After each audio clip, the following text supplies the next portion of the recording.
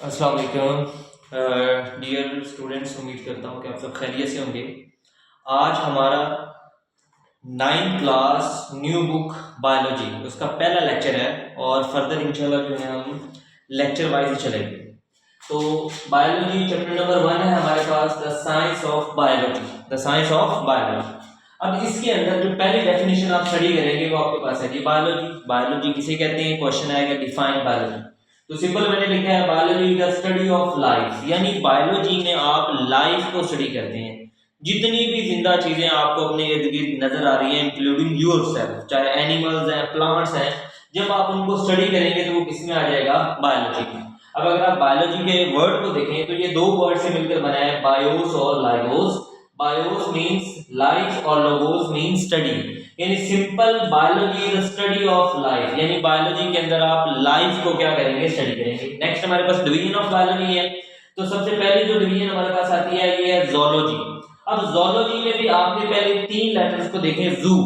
अब जू में देखें क्या होते हैं, एनिमल्स। तो ज़ूलॉजी के अंदर आप क्या करेंगे, एनिमल्स को स्टडी करेंगे। Zoology is the study of animals, जितने भी एनिमल्स हैं, किंगडम एनिमल्स, मेलिया के अंदर जितने भी एनिमल्स हैं इंक्लूडिंग ह्यूमंस आ जाते हैं। उसके अलावा काऊ को देख लें, डॉग को देख लें, तो उन सब को जब आप स्टडी करेंगे तो वो ब्रांच कौन सी कहलाएगी, आपकी ज़ूलॉजी। अब प्लांट्स तो यहाँ पे आ गए, तो बाकी क्या रह गए, जो हमारे पास सॉरी एनिमल्स यहाँ पे आ गए, तो बॉटनी है, तो इसमें आप इनको स्टडी करेंगे, प्लांट्स को, ठीक है जी। फिर हमारे पास आता है कि माइक्रोबायोलॉजी। माइक्रोबायोलॉजी क्या है, वो कहते हैं the study of micro organisms. इसमें आप माइक्रो ऑर्गेनिजम्स को स्टडी करेंगे। क्वेश्चन है कि व्हाट इज माइक्रो ऑर्गेनिजम्स। वो कहते हैं organism that can not be seen bye naked eye, यानी ऐसे ऑर्गेनिज्म जिनको हम अपनी आम आंख से नहीं देख सकते। अब नेकेड आई का क्या मतलब है, वो वाली आई, वो वाली आंख जिस पर कोई भी जो है ऑप्टिकल एड आपने नहीं ली हुई, यानी कोई लेंस नहीं लगाया हुआ आपने, कोई ग्लासेस वगैरह यूज नहीं की, जैसे अभी मेरी आंख है, इट इज नेकेड आई। और मेरे इस हाथ पर बहुत सारे माइक्रो ऑर्गेनिज्म लाइक बैक्टीरिया और वायरसेस मौजूद है, लेकिन मैं इनको नहीं देख सकता, ठीक है। तो माइक्रो ऑर्गेनिज्म को जब आप स्टडी करेंगे तो इस ब्रांच को आप क्या कहेंगे, माइक्रोबायोलॉजी। नेक्स्ट ये दो ब्रांचेस है ना, मॉर्फोलॉजी और एनाटॉमी, ये दोनों आपस में लिंक्ड है।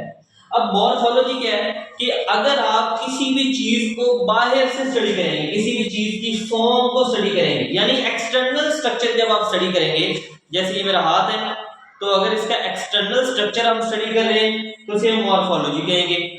और अगर काट कर इंटरनल स्ट्रक्चर स्टडी करेंगे तो उसे आप क्या कहेंगे, एनाटॉमी। जैसे ये मेरा हाथ है, दोबारा एग्जांपल दे रहा हूं कि हाथ की अगर आप बाहर से एक्सटर्नल स्टडी करेंगे तो वो मॉर्फोलॉजी है, लेकिन इसको कट करके अगर आप इसका इंटरनल स्ट्रक्चर स्टडी करेंगे तो उसे आप क्या कहेंगे, एनाटॉमी। नेक्स्ट हमारे पास आता है फिजियोलॉजी। वो कहता है फंक्शन ऑफ बॉडी पार्ट्स, कि आपकी बॉडी के सारे देखे ना, आपकी बॉडी के जितने भी पार्ट्स हैं उनके कोई ना कोई फंक्शंस हैं। जैसे हमारी आईज है तो इनका क्या फंक्शन है, क्या आंखों से हम देख रहे हैं। हमारे कान है, इसका क्या फंक्शन है कि कानों से हम सुन रहे हैं। तो जब आप देखेंगे कि आपकी बॉडी पार्ट्स के क्या क्या फंक्शंस हैं तो उस ब्रांच को आप क्या कहेंगे, फिजियोलॉजी, ठीक है। नेक्स्ट हमारे पास कुछ ब्रांचेस आती हैं, हिस्टोलॉजी और टिश्यू। 9th क्लास में आपने सेलुलर ऑर्गेनाइजेशन जो पिछली बुक है उसमें था, अभी भी इंशाल्लाह जो है इनके अगले फर्दर चैप्टर्स में है। अब हमारी जो बॉडी है ना, जैसे आप इस बिल्डिंग की एग्जांपल ले लें, तो ये बिल्डिंग किससे बनी है, सेल्स सॉरी जो बिल्डिंग है वो हमारे पास ईंटों से बनी है।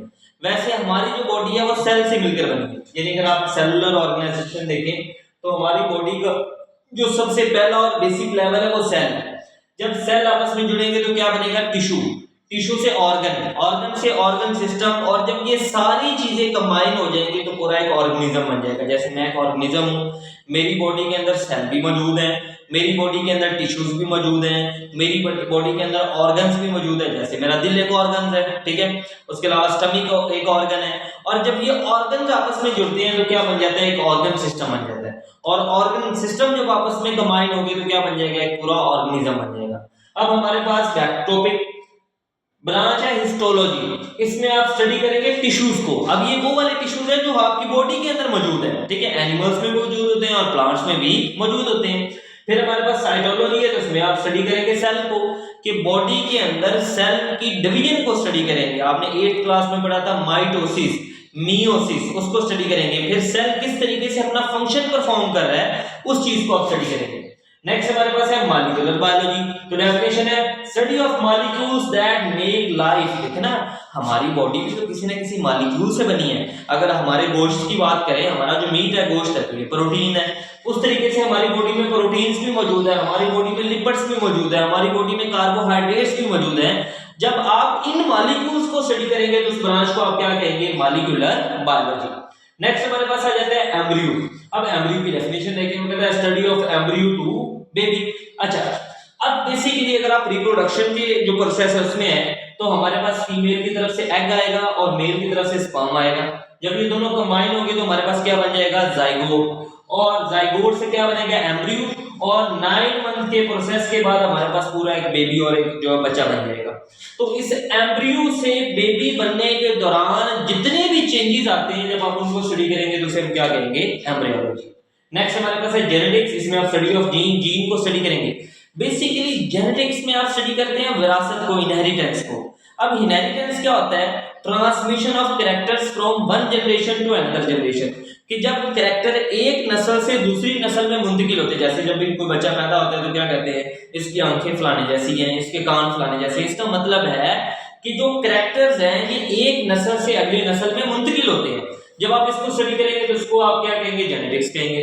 नेक्स्ट ब्रांच हमारे पास आ जाती है पैलियोंटोलॉजी, वो कहता है स्टडी ऑफ फॉसिल्स। इसमें आप फॉसिल्स को स्टडी करेंगे। अगला क्वेश्चन आता है व्हाट आर फॉसिल्स? तो फॉसिल्स की डेफिनेशन है रिमेन्स ऑफ एक्सटिंक्ट ऑर्गेनिज्म। वो वाले ऑर्गेनिज्म जो दुनिया से खत्म हो चुके हैं, एक्सटिंक्ट हो चुके हैं, जब उनका कोई रिमेन आपको मिलेगा, जैसे डायनासोर है, डायनासोर की कोई हड्डी आपको मिल जाए तो उसे आप फॉसिल्स कहेंगे। और जब आप फॉसिल्स को स्टडी करेंगे तो उस ब्रांच को क्या कहेंगे? पैलियोंटोलॉजी। नेक्स्ट हमारे पास है टैक्सोनॉमी। टैक्सोनॉमी में क्या किया जाता है? इसमें एक देखना कि पूरी दुनिया में लाखों करोड़ों ऑर्गेनिजम्स मौजूद हैं, आप फर्दर वन बाय वन सबको स्टडी नहीं कर सकते।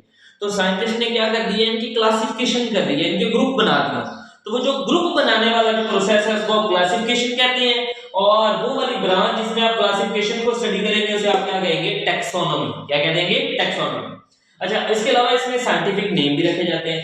अब देखिए ना, एक ही चीज है और उसके बहुत ज्यादा नाम होते हैं। जैसे अगर आप उर्दू में एग्जांपल लें, ओनियन।